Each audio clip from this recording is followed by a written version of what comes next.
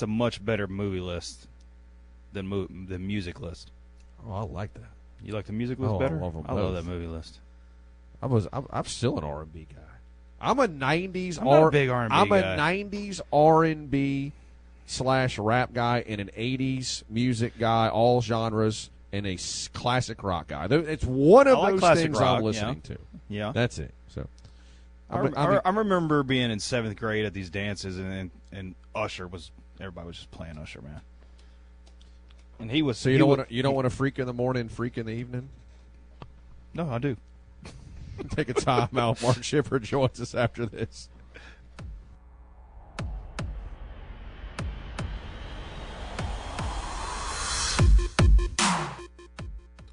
Put an end to the worst part of your day and kick off the best with the Sports Company. Weekday afternoons 3 to 6. Sports Talk 97.7. Clint chimes in and says, in honor of our last segment, ULM should totally play some slow jams from the early 90s over the PA. Yes. Because this is the best record that ULM has had since 1993. And I can tell, I am so for this. Did I not text We you have got Saturday to have night? that happen. Yes. We need to mix in some early 90s slow jams into the ULM game when they play on Southern Miss this weekend. That would make for an interesting environment. And after the game, have another AJ Singers on the way. Impossible. Okay, well, good to know.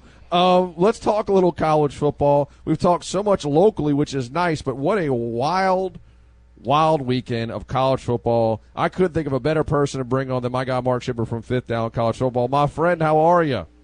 What's going on, guys? I'm doing great. It was indeed an insane weekend of college football. Mark, I'm a schedule junkie. So before the schedule, when the season got started, I looked at October 12th, and as the season got started, October 19th, I'm like, God, that's sexy. Look at all these matchups. These were supposed to be the marks. These were the weeks. This was the one where if you've got things to do and like, hey, honey, I don't have to watch football this weekend, this was the one you were supposed to do. But, Mark, I think we all know by now, history has shown you can't do that because even Saturday might have been next level. Any given Saturday, it always seems to be the unexpected weekends that always tend to be the best. It was on example on this past Saturday. Really, I think it started Friday with UNLV and Syracuse and went all the way through late Saturday night with Miami and Cal. What a weekend. Yeah, college football almost never disappoints, and anytime I hear someone seriously say this weekend's schedule does not look good, I just think I'm talking to a greenhorn. Because college football, over and over, the weekends you think nothing is going to happen, oftentimes become one of the season's most memorable weekends. So that's just the nature of the sport. It's an insane sport, and it's what makes it so great.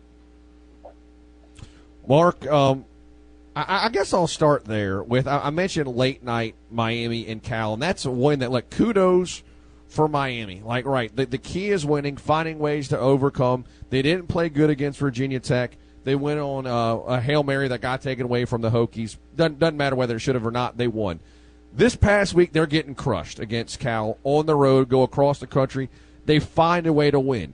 Kudos to them. They're undefeated. But is Miami currently living on borrowed time right now? Well, that totally depends. It kind of looks like they are with the amount of good fortune that they've had. I mean, that was a 25-point second-half lead for Cal, and it's a little bit of a misleading game because if you go and look at the statistical output, it appears that Miami crushed Cal. Miami had well over 500 yards of offense. Cal was, I think, in the 200s. First downs were lopsided.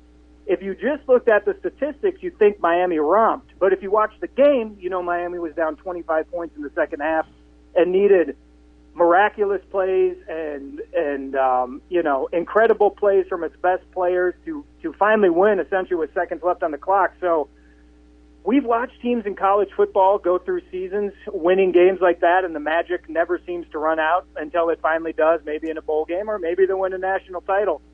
So I don't know. It's hard to say. What you can say for certain is the proverbial they are playing with fire.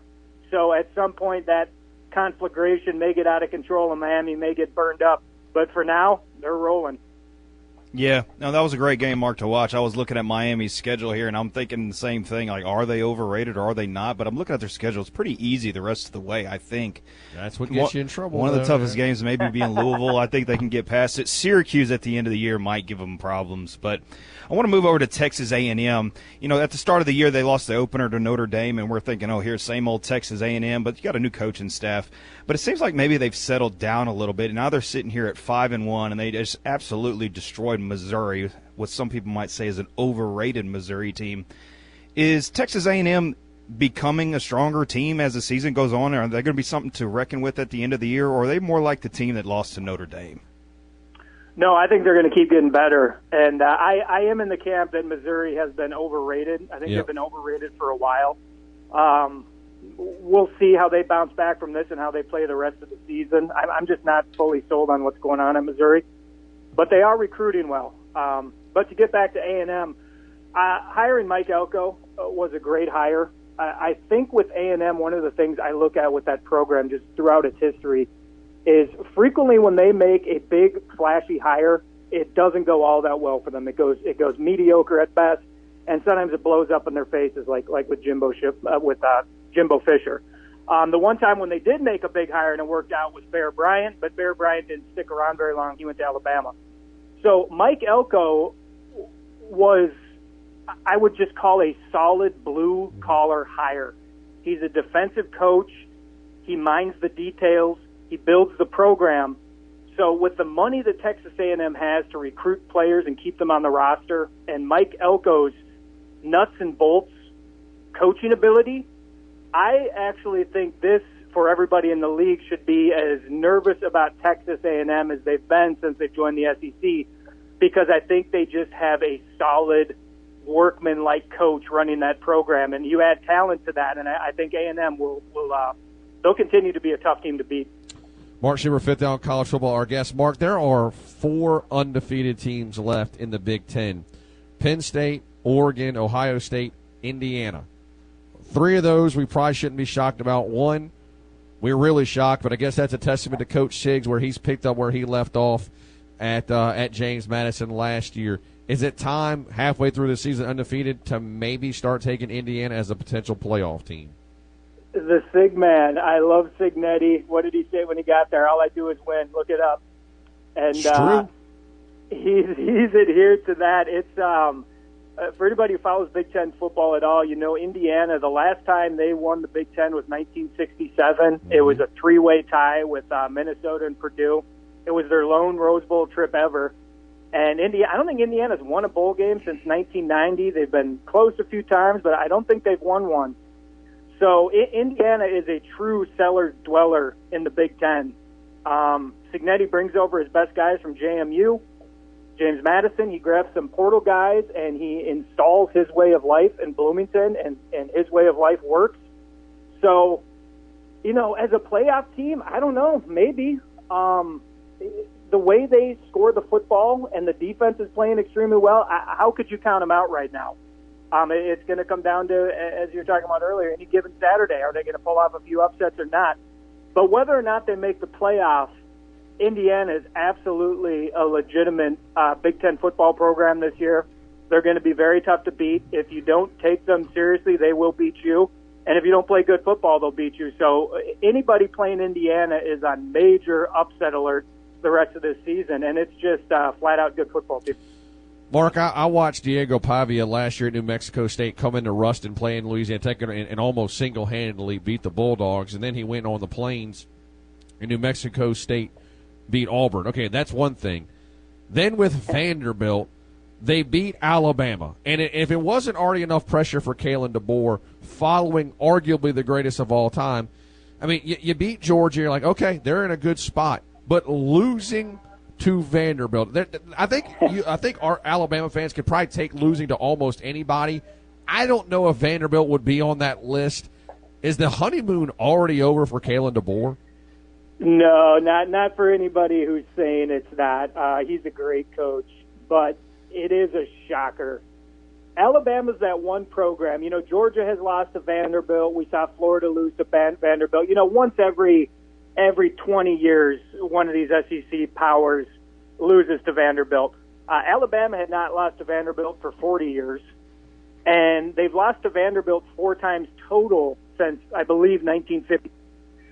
So Alabama's been that one program where it's like, well, anybody else, maybe a shocking upset will happen to Vanderbilt, but not Alabama. That's just the kind of game that Alabama never loses, and they lost it.